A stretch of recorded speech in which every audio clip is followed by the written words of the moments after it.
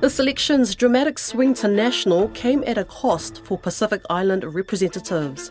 Labor had 12 Pasifika members of parliament over its last three-year term, including former Deputy PM Carmel Sepuloni. But National only has one, Angie Nicholas, and she's only just hanging on by a handful of votes. She may yet lose her Te Atatu seat once the special votes come in. Here's my question to National. Who is it exactly that you're going to have as the Minister for Pacific People? Because if Angie doesn't get in and neither does Agnes, then who? Because you don't have any Pacific people in there. Chris Luxon has said he has a party of diversity. Well, I'm sorry, but that's just not the case. Our position very strongly is I've been supportive of the Pacific People's Ministry. I haven't been supportive of the management of it. I think when you have a $40,000 farewell, I think that's insane. I would love to be able to obviously represent and be the voice of Pacific people as a minister, but can't say anything at this point in time.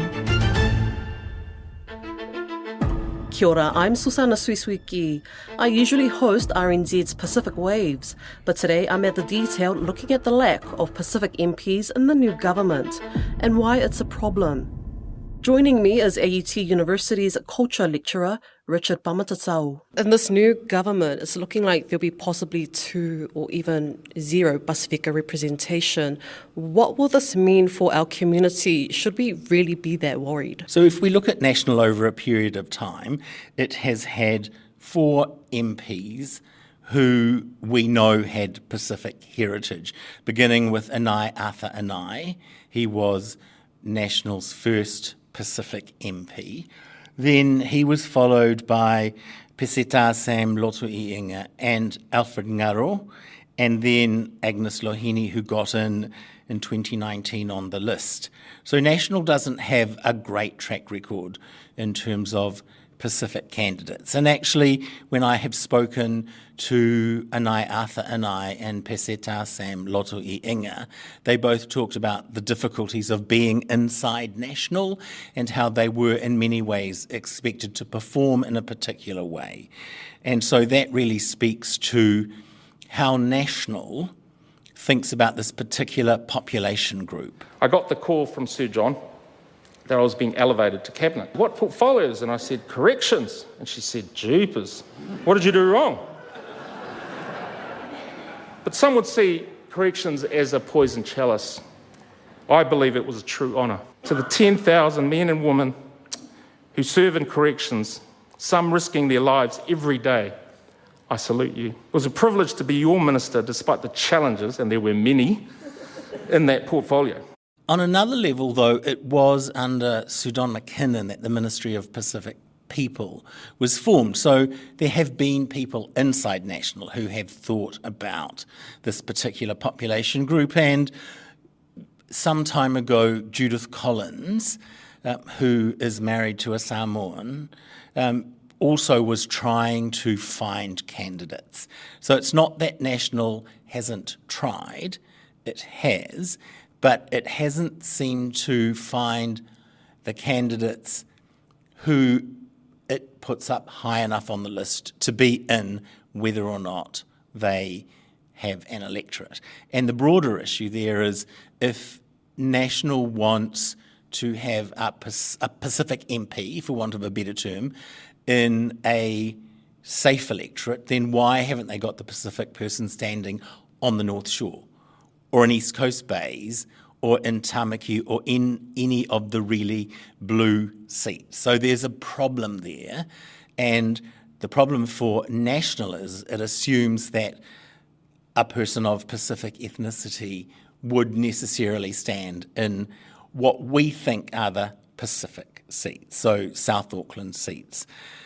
But that's problematic because we don't ever talk about the white people seats, do we? We talk about the Pacific seats. I've never heard anybody say the North Shore is the white people seats, or Remuera people are white people who vote for National. I've never heard that. So I think there's a definitional problem that we need to be thinking about. Yeah, well, throughout the years that Pasifika candidates have stood for National, as well as other right-leaning minor parties, they go on about that the values within their party aligns more with the community, but yet we don't see an increase of Pasifika candidates or supporters. Why do you think that is? The values of many Pacific families, though, do align with National. There is a conservatism there with the church-going families. There is a love of hierarchy, particularly in conservative Pacific families, and there is a sense of duty. But at the same time, I think there's also a sense of independence and mana that won't be recognised in National. And to be fair to Labour, it has really recognised how it can milk the Pacific population for votes, and increasingly over time it's got better at elevating Pacific people into cabinet, into more important roles. And I think that's a really interesting thing for people to consider. Plus, there is more of a comfort with diversity within the Labour Party. So if you look at National, it's not exactly a diverse party. You look at Labour, it does have more diversity. And then we need to talk about the Greens, because Te Ano Tuiono was there, and other people have tried. Leilani Tamu tried to be a candidate, and now Efeso Collins is there. And the Greens are also much more diverse. So I think maybe within National there's a fear of what people don't look like, or how we need them to look more like us. Let's also just recognise that NZ First has had, as far as I know, 2 Pacific candidates. There was Derek Ball a few years ago, and then Asanati Lole Taylor. So Mr Peters has obviously reached out to that population. All I'm saying to you here, if I was a Fijian, a Samoan, somebody from Niue, and somebody from, for that matter, Nauru, I'd expect people to walk in and respect my country's culture. And I understand that.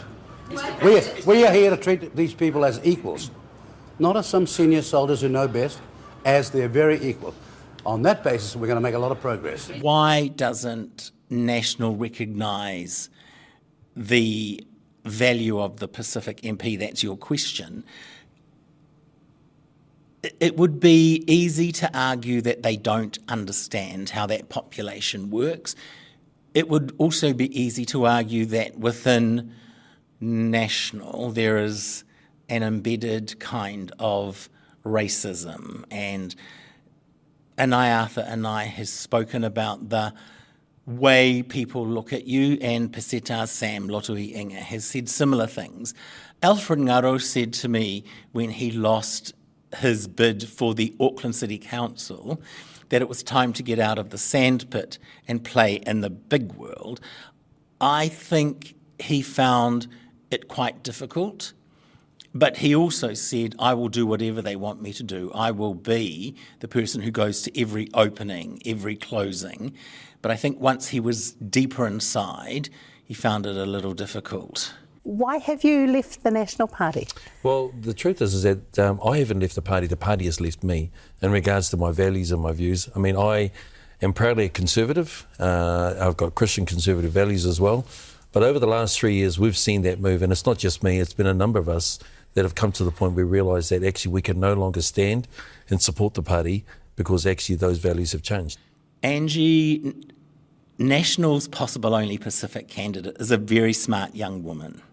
She's a law graduate from AUT. She's worked in Nikki Kay's office.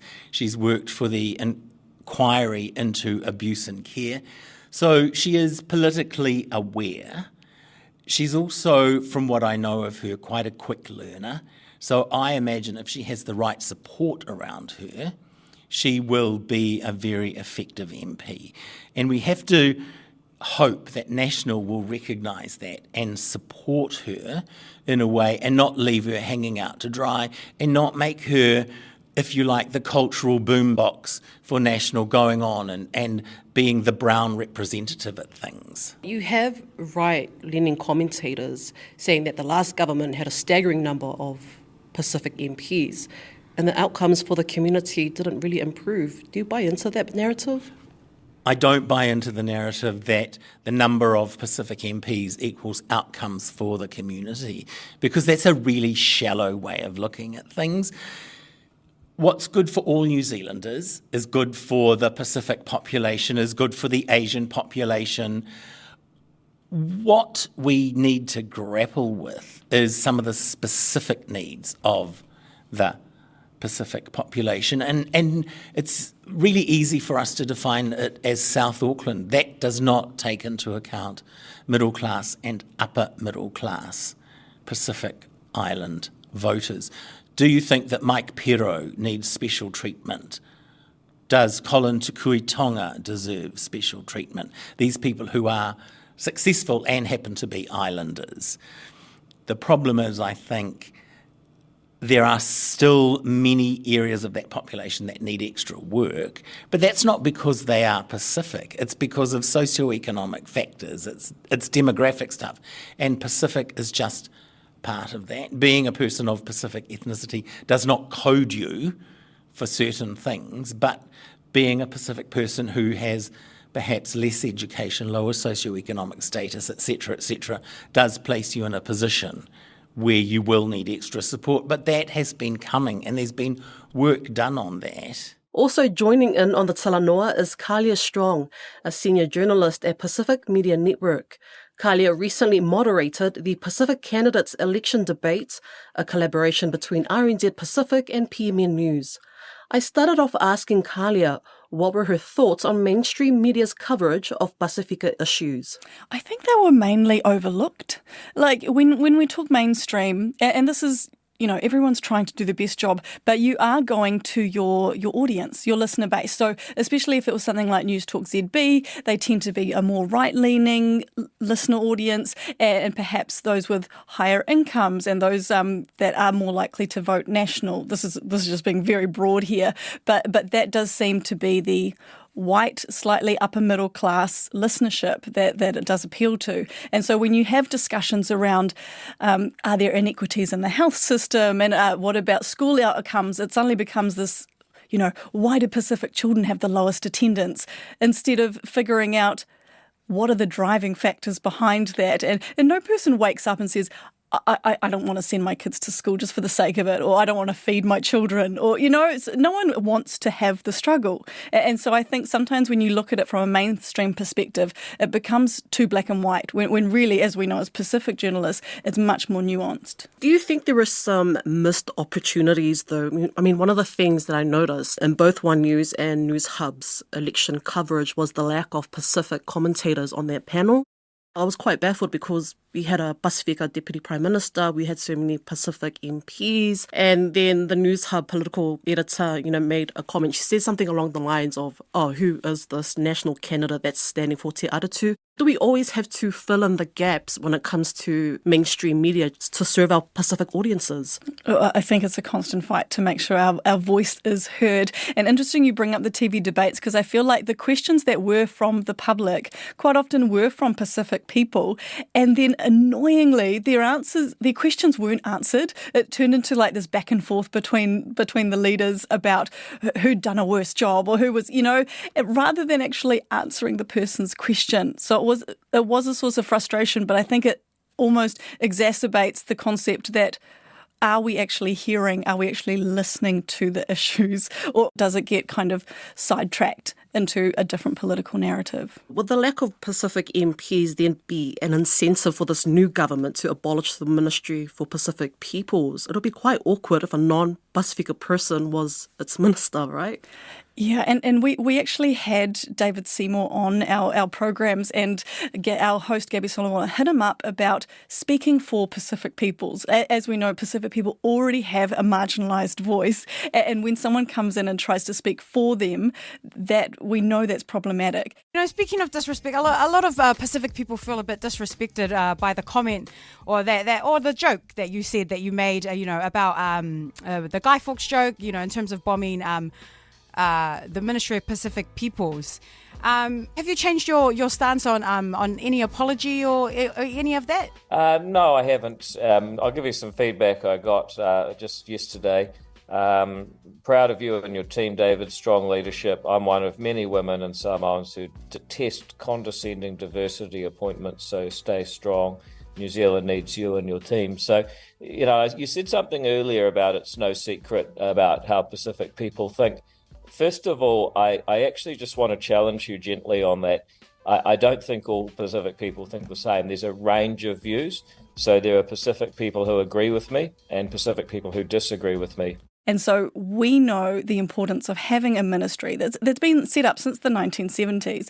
That space was fought for, and yes, there has been questions, rightly so, about spending recently, but that shouldn't erode the reason that it was set up. There is still a valid reason for there to be a ministry for women, a ministry for people with disabilities, a ministry for smaller ethnic groups. We need this because there hasn't been that voice. So to disestablish a ministry is actually quite difficult to do under the MMP system. So I think probably what would be at stake would be significant funding cuts to that area. And then what does that mean for the language weeks that we celebrate each week? Or what about some of the internal workings that perhaps we don't see on the front, but this is what the ACT Party has come out and said could be at stake, or these jobs could be on the cutting block. On the flip side, though, when does representation start to feel tokenistic? Wouldn't it make sense to worry about the quality of who gets to represent us rather than having to feel reassured that there's X amount of people that look like us in Parliament? This is a great question, because it's like you can't just put a brown person in a role. This is where that tokenism comes in. So it needs to... What I really loved was when ACT's Karen Shaw was brought into Parliament. I looked at her and I thought, she knows struggle. She knows what it's like to come from a background where you've had social services involved and to have childhood trauma and to see how that plays out. So I think she could be a wonderful advocate in that space.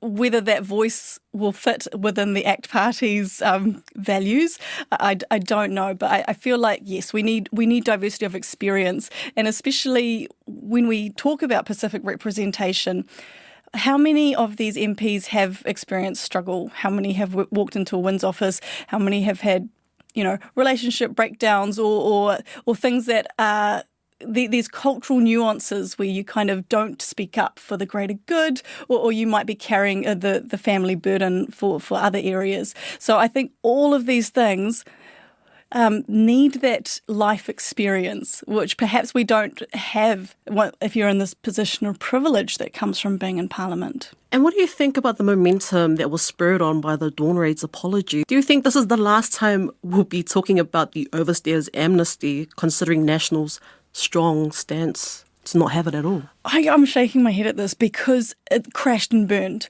and it was this carrot that was dangled weeks, days before the election that wasn't going to happen. And I think it was a last-ditch effort for Pacific votes, an extra slap in the face to find out that it could be rolled out in the first 100 days. Why did it take 2 years then since the apology? So it did ring hollow. And I think, we had that absolute frustration that come through from the Pacific community. Why is this taken so long? Why so late? And then for others, does it go far enough? Well, I mean, you have to think about everything that has been expected of Immigration New Zealand in the last couple of years and the immense pressure that they have been under with respect to resuming business as usual, and above that, given the borders being closed and then the reopen, the requirement for additional visas because of the workforce shortages that we've been experiencing, a range of other things that Immigration New Zealand have been engaged with. That has meant that some of the work that we might have wanted to see done earlier hasn't been done, but we've said as a party this will be done in the first 100 days if we are re-elected. We did an exit interview, I guess you could call it, with Anahila Kanongata'a. I remember her at the Dawn Raids, and she was leading the delegation with then Prime Minister Jacinda Ardern, and she was weeping. She carries the emotion of the Pacific people when she is in her role. And I think it will be a huge loss, actually, to have her out of Parliament. And kudos to the Green Party for always sticking up for this, and they've been advocating for this for years, and to still not see it go through must be very, very frustrating. And just to wrap But what is your message to our community who are feeling super nervous and anxious about what's ahead? I think this is an adjustment time, but I think also Pacific communities, we need to realise that politics isn't everything. You know, politics isn't... yes, it affects our daily lives, but it doesn't affect who we are as people. And people always say, oh, you know, Pacific people are so resilient. But I think that heart, our families, all of that will continue to go on. So I think sometimes we almost give too much power. And Ronji Tanialu from the Salvation Army, he actually called it kind of white saviorism. We kind of put the government as this person that's going to feed us and pay us and look after us.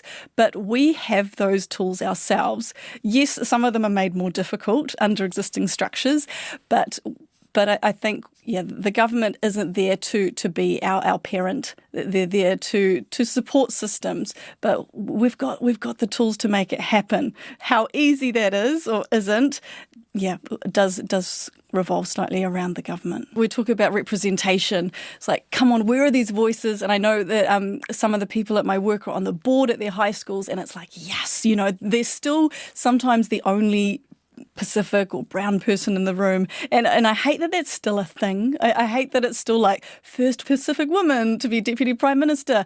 And so I think as our population is shifting to one that is more diverse, get ready, New Zealand, because we are going to have a more Māori and Pacific population. And is our future government ready to make sure we've got equitable outcomes for everyone? I'm Susana Suisuiki, and you've been listening to The Detail, which is supported by the Public Interest Journalism Fund. Producers for this episode were Alexia Russell, Bonnie Harrison, and Sharon Brett Kelly. Many thanks to our sound engineer, William Saunders, and last but not least, whawhetaitele lava to Richard Pamatatau and Kalia Strong. Tō wha soifua.